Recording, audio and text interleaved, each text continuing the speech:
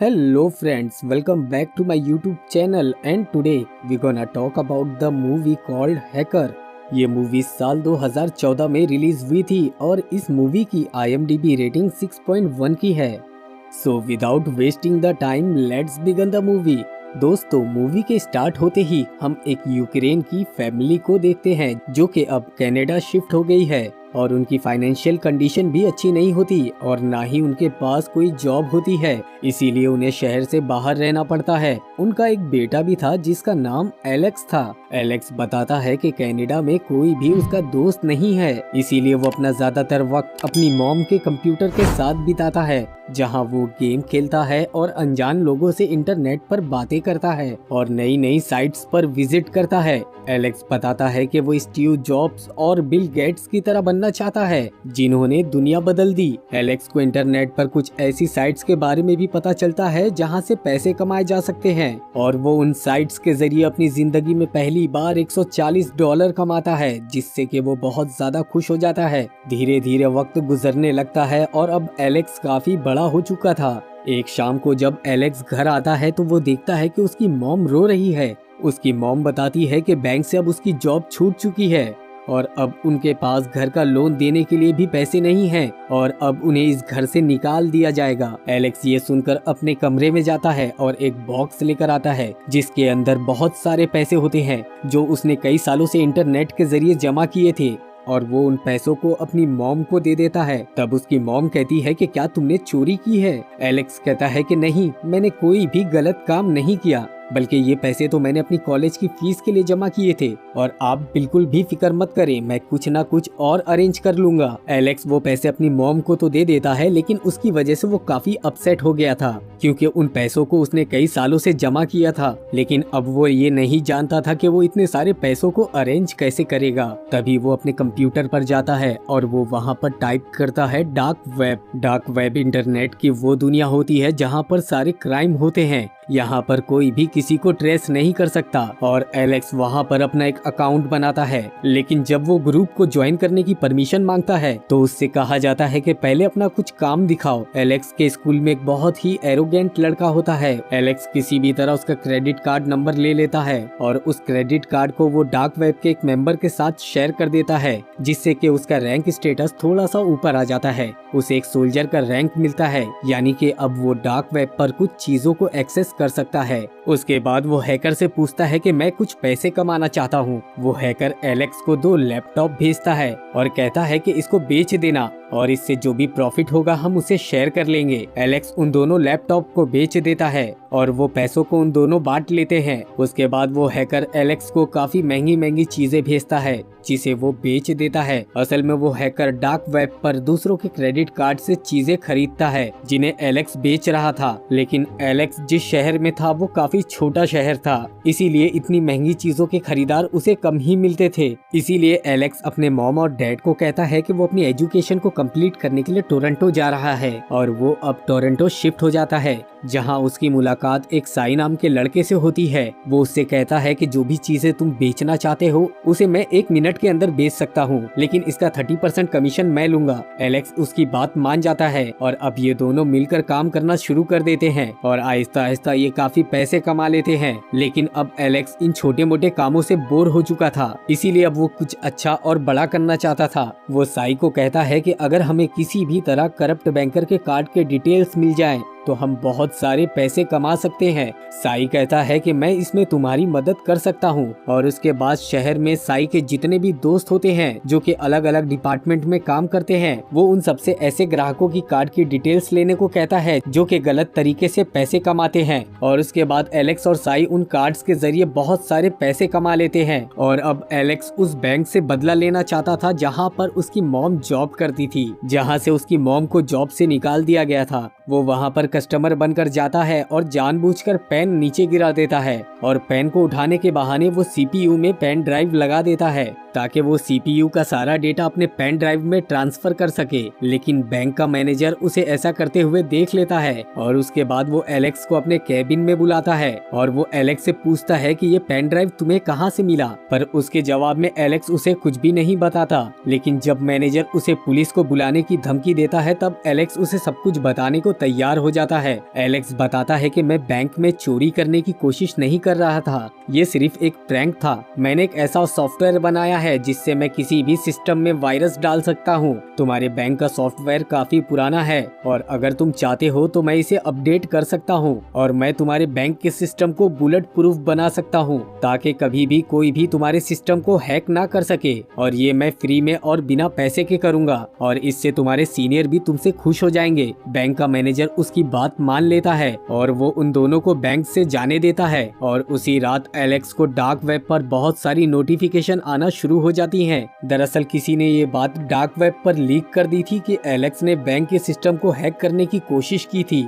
जिसकी वजह से वो डार्क वेब की दुनिया में काफी फेमस हो जाता है। और इतनी सारी नोटिफिकेशन में एक जेड नाम की नोटिफिकेशन भी होती है और जेड डार्क वेब की दुनिया का सबसे बड़ा हैकर होता है और जेड की खबरें आए दिन न्यूज में आती रहती थी। एलेक्स जब ये नोटिफिकेशन देखता है तो वो काफी खुश हो जाता है। अगली सुबह जब ये उठते हैं तो देखते हैं कि उन्हें एक और लड़की का मैसेज आया होता है और ये लड़की भी डार्क वेब की दुनिया से होती है। इसका नाम कियारा होता है। एलेक्स उससे मिलने के लिए जाता है और उसे अपने साथ काम करने के लिए कहता है और कियारा उसकी बात मान जाती है और अब ये तीनों एक साथ काम करने लगते हैं। कियारा के पास एक ऐसी मशीन होती है जिससे वो नकली क्रेडिट कार्ड्स बना सकती थी। वो लोग बहुत सारे क्रेडिट कार्ड्स बना लेते हैं और उन क्रेडिट कार्ड के जरिए वो बहुत सारे पैसे कमा लेते हैं और उनके सारे पैसे बिटकॉइन में होते हैं जिनका गवर्नमेंट के पास कोई हिसाब नहीं होता। और इसी तरह काम करते करते वो लोग बहुत महंगी महंगी चीजें बेचना शुरू कर देते हैं। पर ये जितने भी क्लाइंट होते हैं वो सबके सब कियारा के होते हैं और जब वो लोग उन क्लाइंट के बारे में कियारा से पूछते हैं तो वो उन्हें बताती है कि उसके एक अंकल हैं जो ये सब कुछ अरेंज करते हैं और फरारी की डील करते वक्त साई को उस पर शक होना शुरू हो जाता है।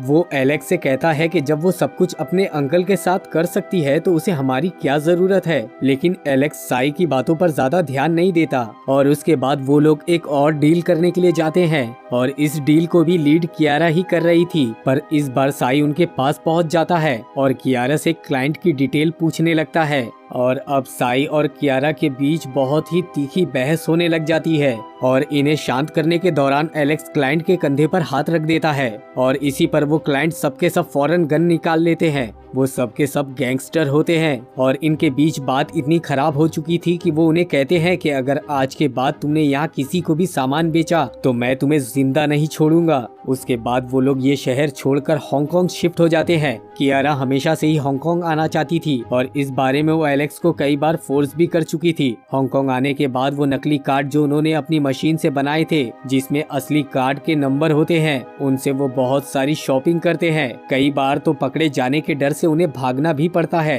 एक रात ये तीनों एक नाइट क्लब में जाते हैं जहां साई की एक लड़के से लड़की की वजह से लड़ाई हो जाती है जिसकी वजह से साई और एलेक्स को पुलिस पकड़ लेती है, लेकिन कियारा अपने अंकल की मदद से अगली सुबह उन्हें छुड़ा लेती है। कियारा एलेक्स होटल में बैठे होते हैं तभी वहां पर साई आता है। वो पिछली रात अपनी की गई हरकत पर माफी मांगता है, साथ ही उसने शॉपिंग भी की होती है और उसके पास बहुत सारा कैश भी होता है। दरअसल उसने एक खास क्रेडिट कार्ड को यूज किया था जो उन्हें उस वक्त मिला था जब वो टोरंटो में थे। उस कार्ड की कोई लिमिट नहीं थी, लेकिन इस कार्ड से वो एक ही बार कैश निकाल सकते थे और दूसरी बार उस कार्ड से पैसा निकालने पर उन्हें ट्रेस कर लिया जाता और साई ने दूसरी बार उस क्रेडिट कार्ड को यूज कर लिया था। एलेक्स को उस पर बहुत गुस्सा आता है और उन दोनों के दरमियान बहस होने लग जाती है। एलेक्स साई को कहता है कि तुम वापस टोरंटो चले जाओ और उसके बाद साई वापस टोरंटो चला जाता है और अब यहाँ पर कियारा और एलेक्स ही बाकी बचते हैं। ये दोनों हांगकांग के सभी एटीएम से अपने उन कार्ड से जो उनके पास होते हैं $2.3 मिलियन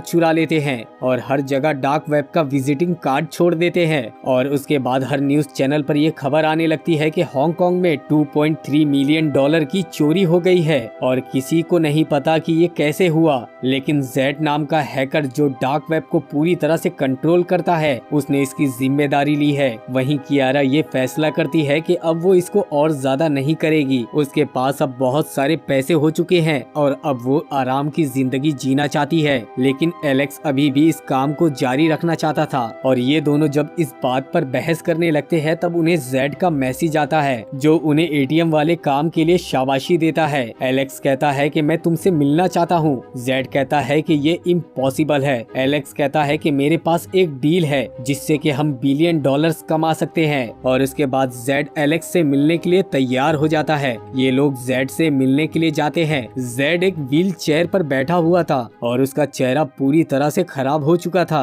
और ये डार्क वेब की दुनिया का सबसे बड़ा हैकर होता है। वो उन दोनों से कहता है कि मैं तुम्हारे साथ काम क्यों करूं? एलेक्स कहता है कि मेरे पास एक ऐसा प्लान है जिससे हम बिलियन डॉलर्स कमा सकते हैं। जेड कहता है कि अगर तुमने कोई भी गलती की तो ना सिर्फ तुमको बल्कि तुम्हारी पूरी फैमिली और फ्रेंड्स सबको मार दिया जाएगा। एलेक्स अपना पूरा प्लान जेड को बताकर यहाँ से कियारा के साथ निकल जाता है और ये दोनों जब बाहर अपनी गाड़ी में आते हैं तब उन्हें साई का कॉल आता है। वो एलेक्स से माफी मांगता है। वो उससे कहता है कि मैं हांगकांग वापस आ चुका हूँ और होटल के कमरे में तुम्हारा इंतजार कर रहा हूँ। तभी कमरे की डोरबेल बजती है और उसे लगता है कि एलेक्स और कियारा वापस आ गए हैं। और जब वो दरवाजा खोलता है तो वहाँ पर कोई और ही लोग होते हैं और ये वही लोग थे जिनका कार्ड साई ने पिछली बार यूज किया था, जिस कार्ड की वजह से एलेक्स और साई के बीच में लड़ाई भी हुई थी। अब कुछ देर के बाद होटल के कमरे में एलेक्स और कियारा पहुँच जाते हैं। वो देखते हैं कि उनके दोस्त को किसी ने मार दिया है। एलेक्स इस बात से काफी घबरा जाता है और फौरन पुलिस को कॉल करना चाहता था, लेकिन कियारा उसे समझाती है कि हमें ऐसा नहीं करना चाहिए। इसीलिए इन दोनों को होटल छोड़कर वहां से जाना पड़ता है।